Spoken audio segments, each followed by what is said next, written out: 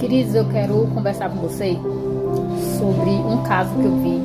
Olha nos vídeos aqui no TikTok, tem aqueles vídeos que é uma pessoa conversando com outra e fica rolando assim as mensagens, né?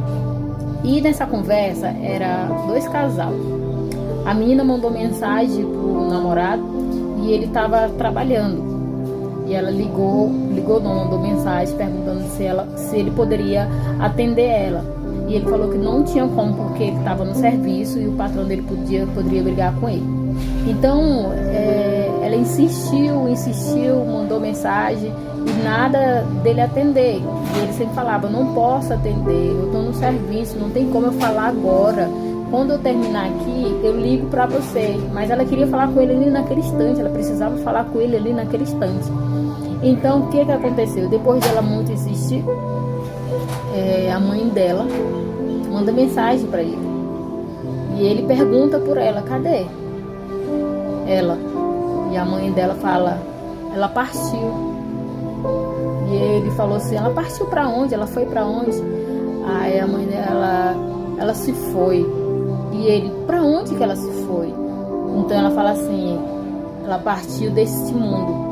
Quando ela falou partiu desse mundo, então ele começou a chorar. Ele começou a se culpar. Ele falou: nossa, eu dei importância para um salário de merda. Eu dei importância para um emprego que não dei importância para ela, sabe? Ela queria falar com ele não deu importância. Então ele colocou aquela culpa da morte dela sobre ele. E o que é a mensagem que eu quero trazer para você através disso? Querido, uma pessoa que passa depressão são vozes silenciadas, quando elas não são escutadas, quando elas não têm direito de falar do que ela está passando, ou quando ela não consegue a ajuda certa. Quando alguém chegar para você pedindo para conversar com você, escute, dê atenção para ela. Porque às vezes pode ser o último dia e você pode ser a salvação dessa pessoa. Você pode ser quem vai ajudar ela, tirar ela dessa depressão. Então não diga que a depressão é frescura. Não diga, não fala mal disso, porque só a pessoa que passa por depressão, ela sabe o que está acontecendo. Ela sabe o que ela está enfrentando, quantos leões ela tem que matar, querido, para ela poder sobreviver, para poder vencer mais um dia. Então ali ela tirou a vida dela e ele carregou uma culpa nele.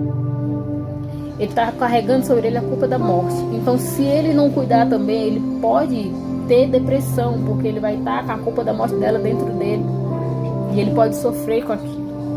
Então, eu lembrei de uma cena que aconteceu esses dias.